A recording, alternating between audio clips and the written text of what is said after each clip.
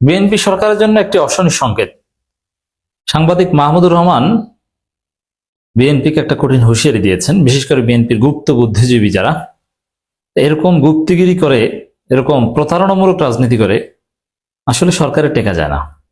BNP বেশি দিন টিকতে পারবে না সরকারে, পরিস্থিতি সেদিকেই যাচ্ছে। দর্শক, মাহমুদুর রহমানের বক্তব্যটা অত্যন্ত তাৎপর্যপূর্ণ। নির্বাচন শেষ হওয়ার পরও বিএনপিপন্থী ইউটিউবাররা, মানে বুদ্ধিজীবীরা, এখন বুদ্ধিজীবীরা তো ইউটিউবার হয়, কারণ আপনার বুদ্ধিজীবিতা পত্রিকার কলামে ওগুলো কেউ পড়ে না। যেমন আপনি পত্রিকায় একটা কলাম লিখলে ওটা 10,000 লোকও পড়ে না, একদম প্রথম সারি পত্রিকায় লিখলে।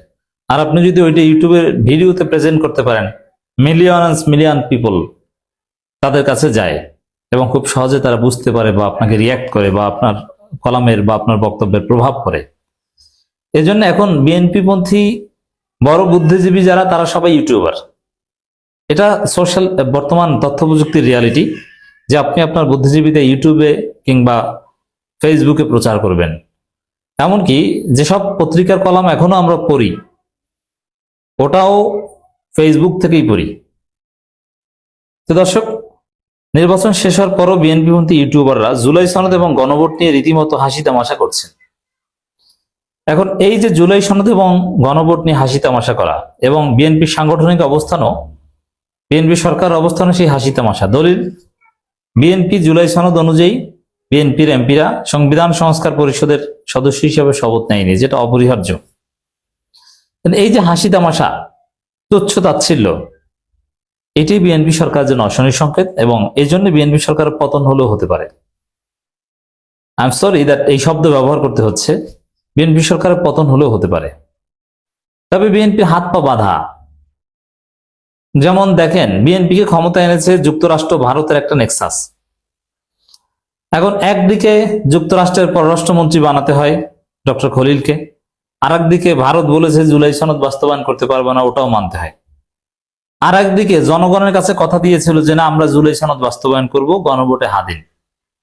তারেক রহমান নিজে বলেছিল গণভোটে হা, এবং ভিডিওগুলো সব মজুদ আছে আমাদের কাছে। স্পষ্টভাবে সালাউদ্দিন আহমেদ বলেছিলেন, হ্যাঁ, একই দিনে জাতীয় নির্বাচন এবং গণভোট হলে গণভোটে যে রায় হবে সেটা আমরা মেনে নিব, গণভোটের রায় শিরোধার্য।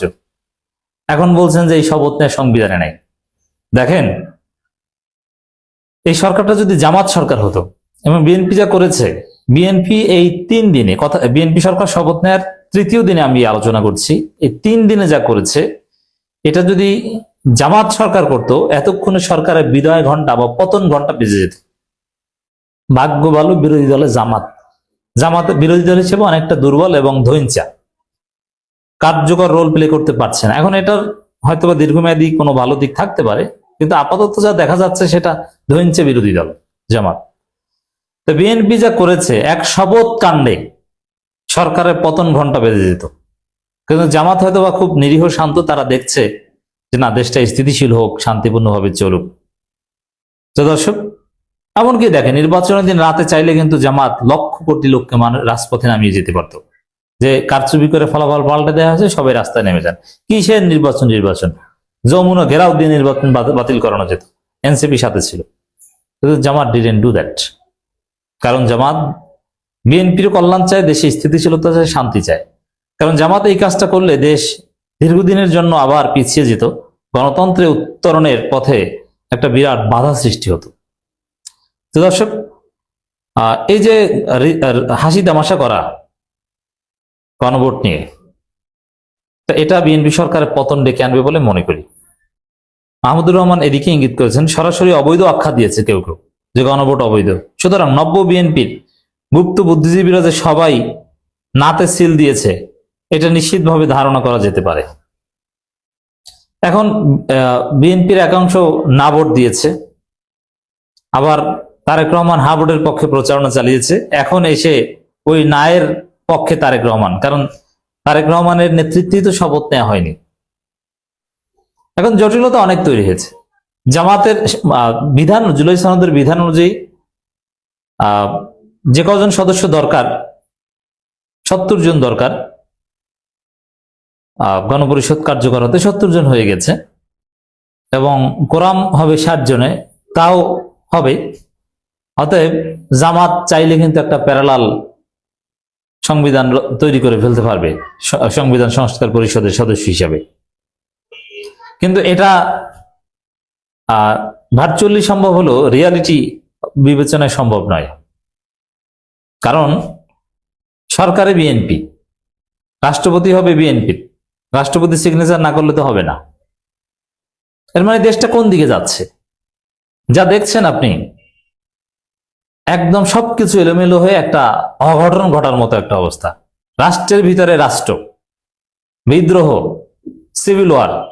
বিএনপি যদি এই জুলাই সনদ নিয়ে তামাশা করে, কারণ জুলাই সনদ হাজারো শহীদের রক্তের উপর ভিত্তি করে রচিত, সেই জায়গার সাথে যদি প্রতারণা করে, বিএনপি সরকার টিকতে পারবে না, থাকতে পারবে না, টেকা সম্ভব নয়। তো মাহমুদুর রহমান যেটা স্মরণ করে দিয়েছেন, এটা অত্যন্ত তাৎপর্যপূর্ণ। তো দর্শক, বিএনপি সংবিধান সংস্কার পরিষদের সদস্য হিসেবে শপথ নেয়নি, কারণ যেটা বলেছে এতে বিএনপির ক্ষমতাই বৈধ হয় না। কারণ তারা বলছে সংবিধানে নাই। সংবিধানে কি হাসিনা পালিয়ে যাওয়ার কথা আছে? প্রধান বিচারপতি শিশির মনির একটা আলোচনা চমৎকার ভাবে এগুলো তুলে ধরেছেন একটা টেলিভিশন আলোচনায়। প্রধান বিচারপতি, বায়তুল মোকাররমের খতিব সহ সবাই পালিয়ে যাবে, এটা কি আছে? সংবিধানে নাই। গণঅভ্যুত্থান আছে? নাই। ইউনূস সরকার যেভাবে গঠিত হয়েছে ওটা কি আছে? নাই।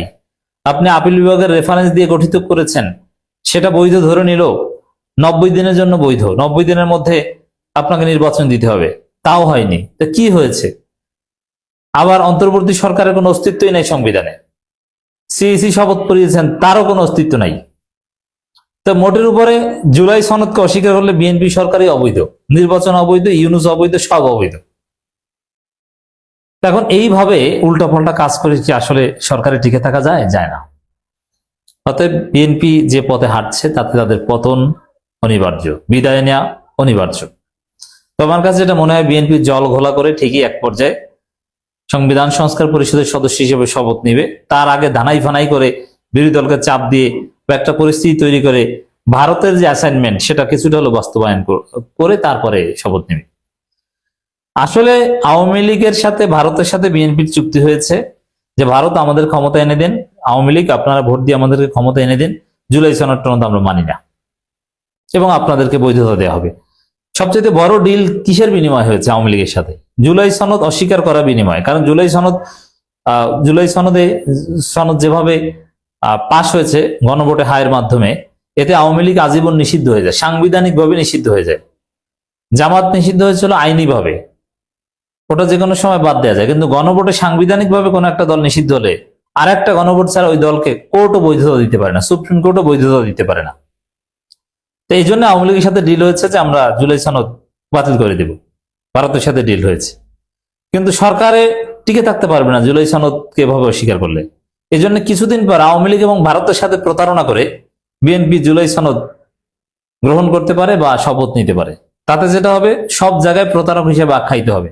এভাবে প্রতারক চরিত্র নিয়ে তো আপনি ক্ষমতায় থাকতে পারবেন না।